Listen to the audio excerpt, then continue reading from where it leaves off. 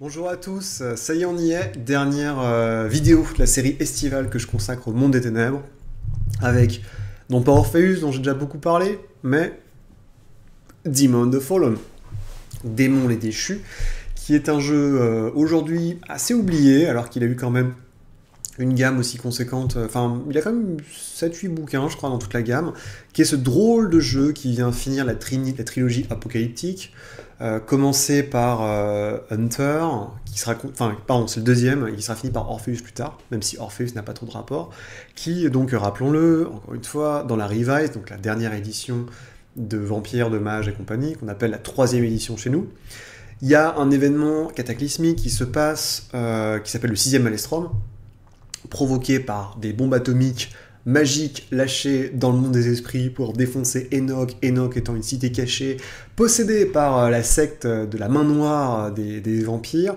Cette destruction va impliquer le réveil dans le monde réel enfin, en même temps, un événement qui s'appelle la semaine des cauchemars, où l'antédiluvien Ravnos va se réveiller en Inde, demandant à la technocratie de renvoyer une bombe atomique ou je sais plus, un laser solaire pour le défoncer. À cela s'ajoutent les Bodhivasta, qui sont les méga gros billes des vampires d'Orient qui arrivent pour défoncer l'antédiluvien. L'antédiluvien se fait buter, c'est la catastrophe, il y a un Maelstrom dans le monde des morts, donc ça raye de la carte Wraith the Oblivion, donc ça c'est le supplément End of Empires, et le 6e Maelstrom, donc cette espèce de grosse tempête dans le monde des esprits, dans le monde des fantômes, va casser littéralement les enfers.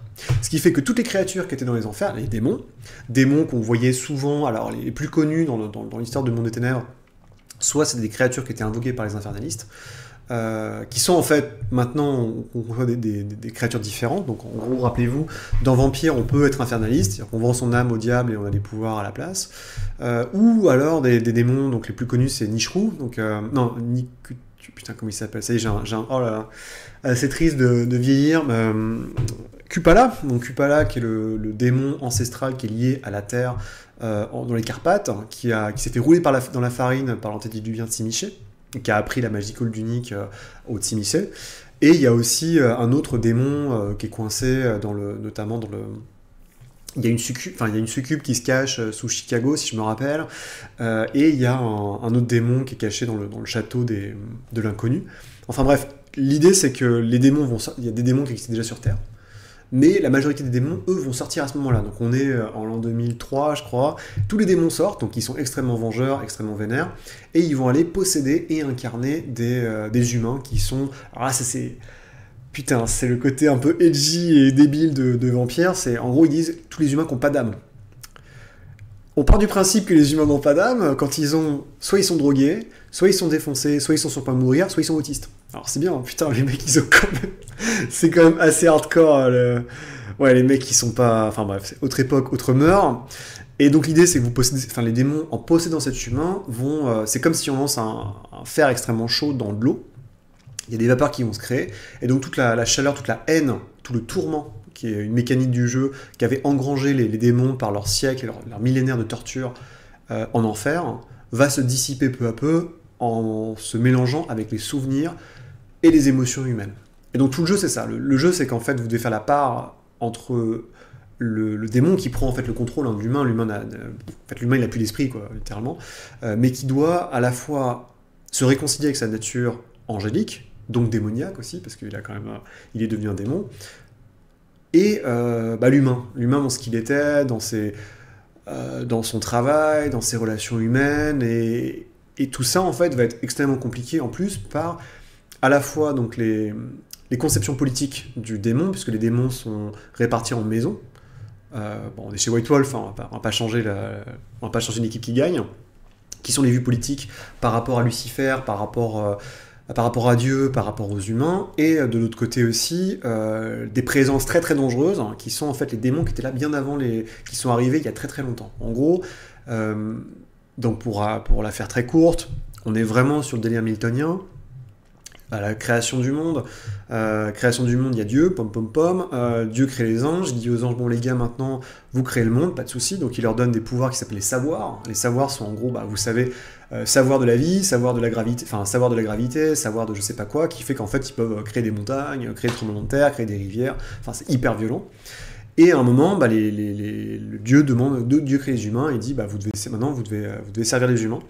Et il y a un schisme qui s'opère entre ceux qui voudraient protéger l'humanité et l'uplifter quelque part, donc la rendre plus intelligente et compagnie, notamment avec le Jardin d'Éden en leur apportant la connaissance, et aussi la magie. Et de l'autre côté, ceux qui décrètent que bon bah voilà, il faut rester loyal à Dieu. C'est Lucifer qui mène la danse, avec ses petits potes Bélial et compagnie. Les gars se clashent avec une grande guerre qui s'opère entre les anges, une guerre aussi qui est plus ou moins inspirée par un certain petit Cain qui bute son frère, forcément, premier des vampires, et à ce moment-là, en fait, les Lucifer, poum poum poum, se cache pouf pouf mystère, alors ça c'est très rigolo, et tous les autres, par contre, tous les démons tous les anges qui ont perdu deviennent déchus et finissent aux enfers. Donc c'est cela qu'on va incarner. Sauf que Lucifer, qui est sur Terre, il dit bah c'est cool, maintenant je vais pouvoir aider les humains à accomplir quelque chose. Donc il y a des trucs complètement, enfin, je vais passer, mais Lucifer est vraiment perçu comme cette espèce d'opportuniste débile qui a vraiment cette idée, qui fait connerie sur connerie en fait, et qui a cette idée de ouais mais c'est bon, je suis là pour aider l'humanité, je suis là pour dire fuck à Dieu, et en fait à chaque fois ça devient n'importe quoi. Donc sa première grande idée évidemment c'est de donner la magie aux humains. Bon, ça se passe plus ou moins bien. Ensuite, il dit, quand les humains ont la magie, il dit super, ils vont invoquer mes potes qui sont coincés en enfer. Donc il invoque Bélial et compagnie, donc il y en a 5 ou 6 je crois, qui sortent des enfers, mais qui sont liés dans des objets. Donc en fait, ils n'ont pas de corps humain pour les gentifier, entre parenthèses. Et donc ils sont pleins de tourments. Donc le tourment, c'est le côté négatif, en fait, c'est un compteur négatif de votre personnage. Donc ils sont complètement torturés, ils sont complètement fous, et ils ont envie de détruire le monde, d'être vénérés et compagnie. Donc aïe, aïe, aïe, ça craint du boudin. On appelle ça les Earthbound. Les Earthbound parce qu'ils sont liés à la Terre. Et notamment, Kupala en fait partie. Notamment, Kupala, c'est un Earthbound. Donc il y a beaucoup de créatures qui étaient dites démoniaques avant, qui sont reconsidérées, on leur donne des stades de Fallen et compagnie. Donc Lucifer se dit, wow, ça craint du boudin. Donc il commence à y faire un peu son jeu pour enterrer les Earthbound, qui au fur et à mesure perdent en fait de leur puissance avec l'arrivée notamment de la Rome antique, puis évidemment de la chrétienté, pour enfin finir, pour être un peu oubliés avant que dans les temps actuels, ils reviennent au goût du jour, parce que justement c'est la fin des temps, parce que satanisme, parce que aussi il y a plein de fallen qui sortent, donc des déchus qui arrivent sur Terre, et qui eux en fait se font, bon alors les Earthbound arrivent direct, ils disent bah moi j'ai plein de pouvoir, soit vous me servez, soit je vous bute, quoi, simplement. Et des fois, ils n'ont pas trop le choix. Donc la difficulté des démons, c'est ça, c'est qu'ils doivent à la fois gérer leur... Donc on est toujours dans le grand classicisme white-wolfien, c'est du monde des ténèbres, avec plusieurs niveaux de jeu, une approche macroscopique, une approche microscopique. Donc comment est-ce que je gère mon perso au quotidien, dans sa famille, comment est-ce que je gère le tourment que j'ai accumulé, le pouvoir démoniaque, comment est-ce que je gère le fait qu'on a une vision politique par rapport à l'humanité, donc avec mes potes, entre parenthèses Fallen, donc ceux avec qui je peux parler, et comment je me prémunis des Earthbound qui, eux, sont des méga gros démons qui n'ont qu'une envie, c'est de me défoncer, et qui n'écouteront qui ne m'écouteront pas de toute façon. Donc, et ça, c'est vraiment... Et en plus, la fin des temps arrive. Donc la question, c'est... La question centrale, c'est Lucifer, évidemment, qui, au milieu de tout ça, on ne sait pas où il est. A priori, il vit à Los Angeles, un peu comme dans Sandman, sous une autre identité. Et c'est votre relation que vous allez avoir par rapport à l'humanité, par rapport à l'apocalypse, sachant que le grand truc des Fallen par rapport aux anges, c'est qu'ils ont perdu leur source de puissance qui leur permet d'alimenter leur sort méga gros bill, qui sont les lores, donc les savoirs. Les savoirs sont absolument démentiels, c'est les pires pouvoirs qu'il y a dans tout le monde des ténèbres, mais quelque part ça s'entend, parce qu'on joue quand même des anges déchus. Et donc pour alimenter ces pouvoirs, les démons vont avoir besoin d'utiliser la foi, donc accumuler de la foi, c'est-à-dire qu'ils vont essayer ils vont faire des cultes, ils vont rendre des services à des humains qui vont commencer à croire leur pouvoir, et ce pouvoir-là, donc la foi, leur permet d'alimenter leur puissance. Et comme c'est pas fini, donc en plus des savoirs, ils ont un autre pouvoir qui est absolument démentiel, qui s'appelle la forme de révélation, donc la forme apocalyptique, où en gros ils passent Super Saiyan, et ils reprennent leur apparence physique d'ange, et généralement c'est une espèce de forme de combat, un peu corrompue par leur passé sous terre, dans les enfers, mais où ils sont hyper balèzes, ils ont plein de pouvoirs supplémentaires, donc c'est... ça coûte de la foi évidemment, mais vous voyez un peu le délire, quoi. C'est que on est encore une fois sur un jeu qui est à mon avis un super concept, vraiment, et c'est plutôt pas mal, mais on arrive à la fin des temps, donc on est déjà dans une perspective de dire ok, on a quand même 6 jeux dans les pattes, ça commence à faire beaucoup, et Hunter est pas si loin, ça fait que 1 ou 2 ans qu'Hunter est sorti, on vous resserre la soupe avec un autre jeu, clairement les gens ils commencent à dire machin le bidule, ça commence à bien faire, mais pourtant c'est triste parce que c'est un jeu qui a été un peu un peu ouais, sacrifié, j'ai envie de dire, sur l'autel justement de la vraie apocalypse, celle qui arrivait, avec le Time of Judgment, la fin des gammes en fait, parce que White Wolf devait aussi passer à autre chose. Orpheus c'est autre chose, hein, je pense que c'est un projet un peu différent, mais il y a ce côté assez rigolo, enfin ils ont vraiment essayé de faire une vision politique très marrante avec les différentes maisons qui s'entre-déchirent, les pouvoirs sont vraiment rigolos, et là ce qui est cool c'est que c'est assumé, quoi. C'est-à-dire que c'est pas comme Vampire, on vous dit ouais mais c'est du politique, c'est de la manipulation, on vous donne des pouvoirs, des disciplines, mais attention, il faut pas trop les utiliser parce que c'est mal vu. Là, putain, dans Demon the Fallen, c'est bon, alors attention parce qu'il y a les exorcistes, il y a les Earthbound qui vous regardent et c'est pas terrible, mais après, les pouvoirs ils sont vraiment fun, quoi. C'est vraiment super fun et on peut aller très très loin dans le délire avec je marche sur les murs. Bon, je fais des piliers de feu, évidemment, mais c'est très cool. Il y a vraiment des super idées. Moi, c'est un jeu que j'ai maîtrisé, contrairement à pas mal de jeux dont je parle ici. C'est un jeu que j'ai maîtrisé pendant plus d'1 an. Je me suis beaucoup amusé, les joueurs se sont beaucoup amusés. Mon seul vrai regret, en fait, c'est de ne pas avoir lu un manga par Gonagai. Donc Gonagai, c'est cette espèce de génie qui a fait des trucs complètement tarés, le lycée dépravé, et qui a fait surtout Goldorak, Mazinger, tout ça. Et il a fait un manga qui s'appelle Devilman, qui a été sorti en animé par plusieurs fois, qui raconte exactement ça en fait, où en gros il y a des humains qui retrouvent leur identité démoniaque, donc il y a des humains qui se font posséder par des démons, donc quand le démon est très fort, il prend complètement la place, mais il y en a certains qui sont des espèces d'hybrides en fait, c'est-à-dire qu'ils ont un corps de démon, ils ont des pouvoirs de démon, mais ils ont toujours une humanité. Et c'est la grande bataille finale entre Lucifer, enfin qui est méchant, des démons qui sont gentils, et les anges qui vont arriver pour tuer tout le monde, quoi. Et ça c'est vraiment... Il y a vraiment, à mon avis, une campagne. S'il y avait une campagne à faire là-dedans, c'est ça qu'il fallait adapter. Et ça, je ne l'avais pas vu parce que je ne connaissais pas le truc à l'époque. Et c'est très dommage parce que c'est vraiment, je pense, ironiquement, c'est une BD japonaise qui offre vraiment la meilleure campagne pour jouer des démons du mythe chrétien pour un jeu de rôle. Enfin, je pense, hein, en tout cas. Alors évidemment, ça se joue beaucoup plus sérieusement que INS. Que Innominé, parce que Innominé c'est plutôt basé sur Ma vie est un enfer avec Balasco et Auteuil, mais c'est quand même un jeu qui a pas baissé les bras en fait, qui a quand même essayé de faire des suppléments intéressants avec comme cadre de ville Los Angeles forcément, avec les différentes factions, les différentes courtes qui sont instaurées, et puis c'est rigolo, le personnage de Lucifer est très très drôle parce qu'il est vraiment... Enfin, c'est vraiment montré comme un espèce de mec hyper arrogant, qui croit tout savoir, qui est un gros con, en fait. Et c'est lui, par exemple, qui va créer, en fait, qui va impacter qui va essayer de pousser pour que la technocratie arrive, c'est lui qui va aider à la création de l'ordre de raison pour que le scientisme et la raison en fait réduit la religion en fait, et que c'est que des trucs comme ça en fait. On s'aperçoit ouais mais toutes les manipulations qu'il a fait c'est pour faire la nique à Dieu, c'est complètement débile.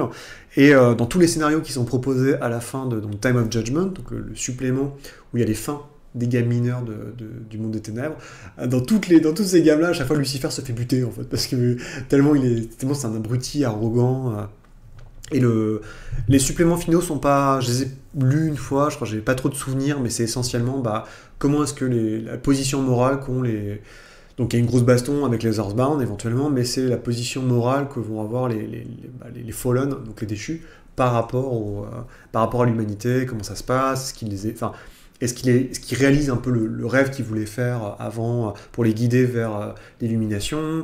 Est-ce qu'ils les laissent tranquilles? Est-ce qu'ils vont les dominer? C'est assez rigolo, quoi.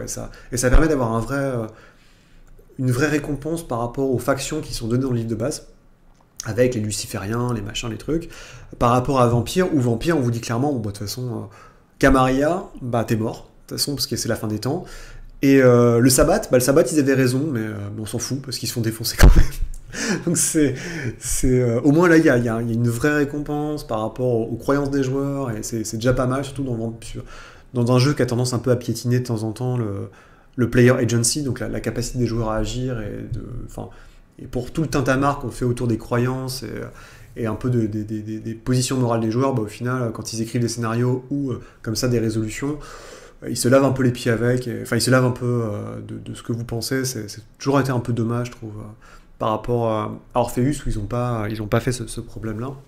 Donc Demon, ouais, enfin Demon the Fallen, si vous pouvez le lire, si vous pouvez jeter un œil, c'est assez rigolo.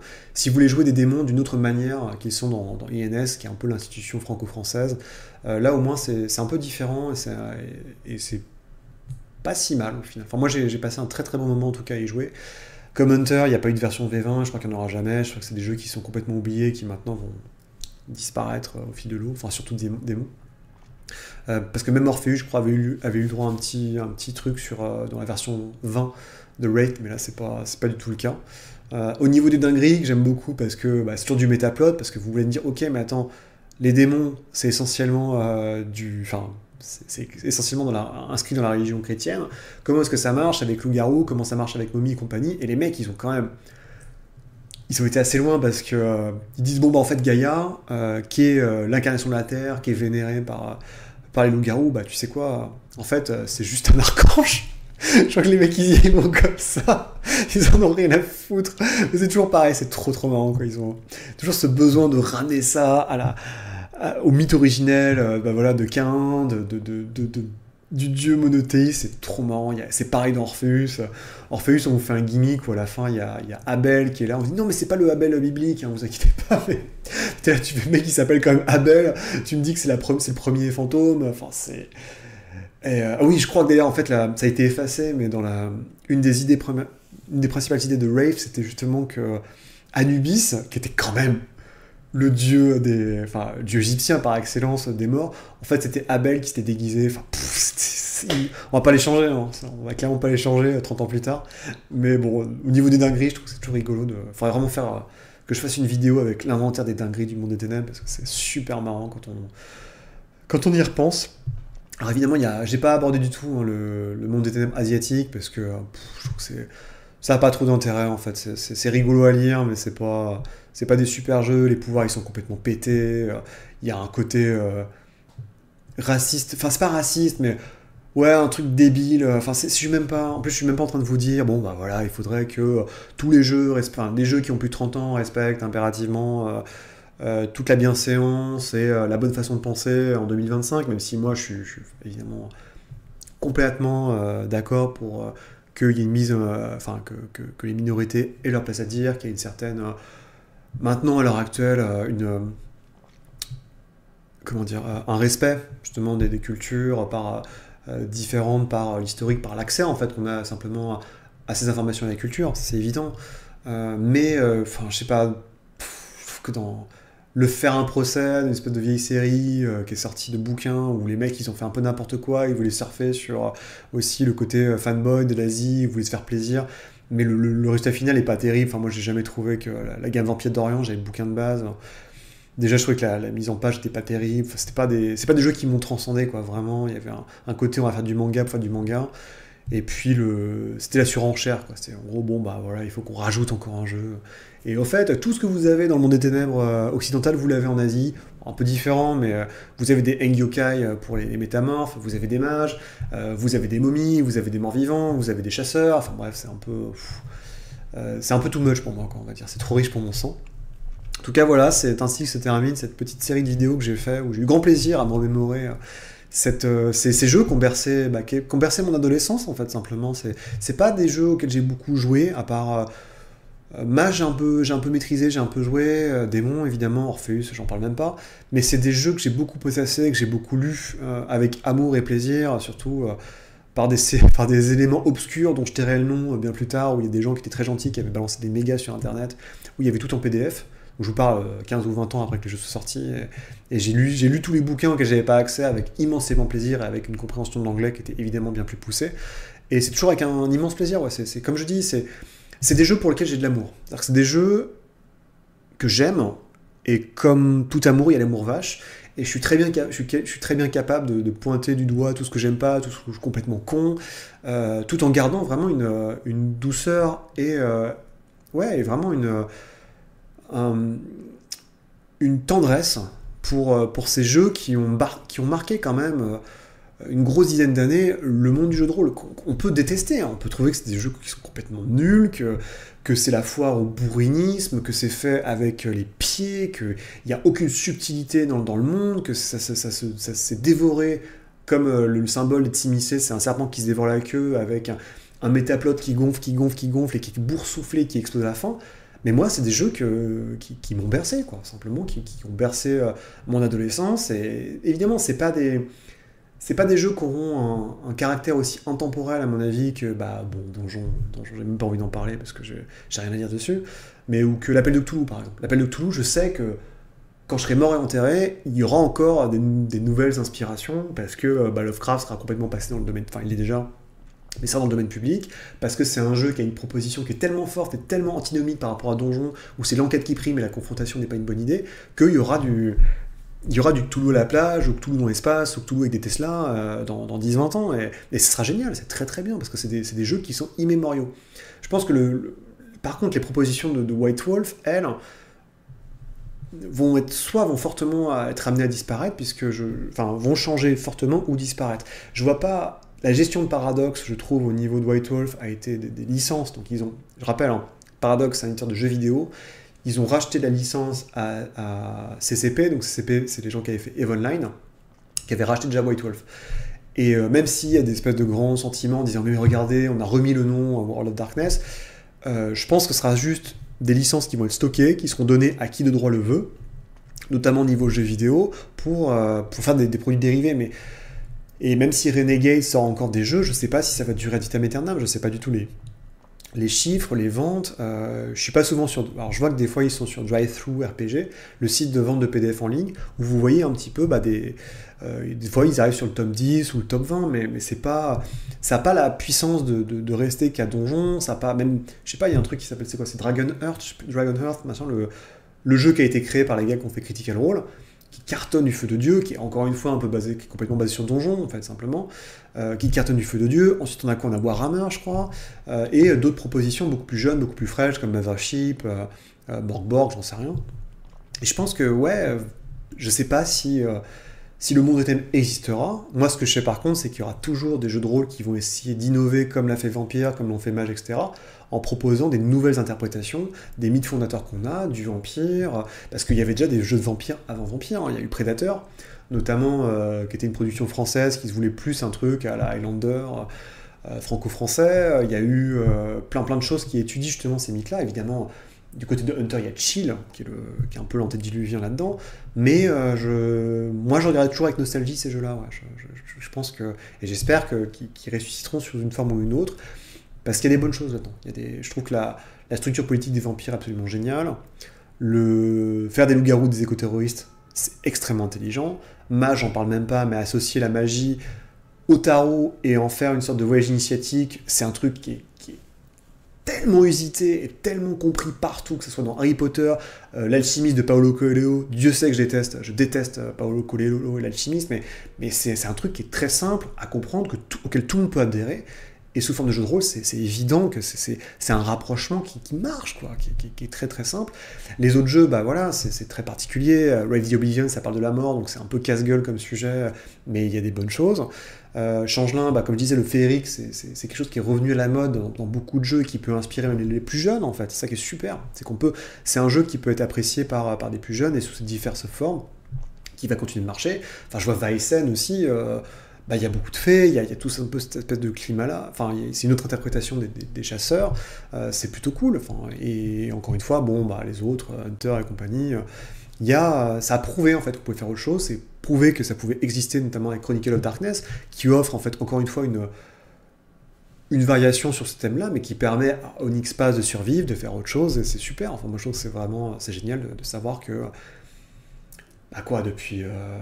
depuis quasiment 35 ans, il y a ces jeux qui existent et qui survivent sous une forme ou une autre. En plus, avec le digital, n'importe qui peut se replonger dedans. Et c'est avec un grand plaisir que quand je vais sur le Reddit consacré à White Wolf, il y a plein de gens qui font encore des dessins. Alors des fois c'est un peu bizarre, mais c'est un peu des furies ou un peu des mecs, on sent la sous-culture goth, mais il y a plein de gens qui font encore des dessins de leurs personnages, qui font des campagnes de vampires, de loups-garous, de que sais-je. Et ça, c'est super cool. Moi, je trouve que c'est vraiment génial et j'aimerais rien de plus. J'essaierai peut-être, mais parce que je connais quelqu'un qui connaît quelqu'un qui connaît les gens de chez Renegade, enfin de chez Paradox, et moi, j'aimerais rien de plus que pouvoir payer pour 3 francs 6 sous, s'ils en ont quelque chose à foutre, les droits pour avoir Orpheus, pour pouvoir refaire Orpheus sous un autre système. Et ce serait un projet qui me prendrait sûrement beaucoup de temps, mais je ferais ça avec grand plaisir, parce que justement, moi, comme beaucoup de gens sont encore passionnés par ce monde, y ont vu quelque chose qui a résonné avec eux, et c'est super, et c'est ça le jeu de rôle, c'est ça la création quelque part, enfin je veux dire, c'est parce qu'à un moment vous lisez quelque chose, vous écoutez de la musique, vous voyez un film, et ça vous touche, quoi. Et parce que ça vous touche, vous avez envie d'apporter votre patte, vous avez envie de créer, conceptualiser là-dessus. Et encore une fois, je pense que les créateurs originaux, que ce soit Mark Rein-Hagen qui a un peu pété les plombs, bon bref, ou d'autres types, ils seront super heureux de savoir que leur jeu continue d'être joué. Enfin, regardez Greg Stafford. Je veux dire, Stafford, c'est incroyable l'engouement qu'il peut y avoir autour de RuneQuest, de Chaosium, que Chaosium continue de survivre sous d'autres formes, avec d'autres interprétations, des choses plus inclusives, mais des jeux qui continuent de vivre. Enfin, c'est dingue. Moi, quand je reçois les bouquins Chaosium, on fait une campagne qui se passe au Japon, on fait des campagnes, on va jouer leur prochain truc, ils vont faire un jeu où on joue des Boy Scouts. C'est génial, on est des gamins dans les années 20, confrontés au mythe de Cthulhu, qui grandissent un peu comme dans ça de Stephen King, c'est génial, et c'est super, et c'est ça. S'il n'y a qu'une chose à retenir de toutes ces gammes, enfin toutes ces vidéos où je dis n'importe quoi, où je parle sans arrêt sur ces jeux qui m'ont marqué, c'est ça, c'est que c'est des jeux qui m'ont inspiré simplement. C'est la raison pour laquelle je fais encore du jeu de rôle.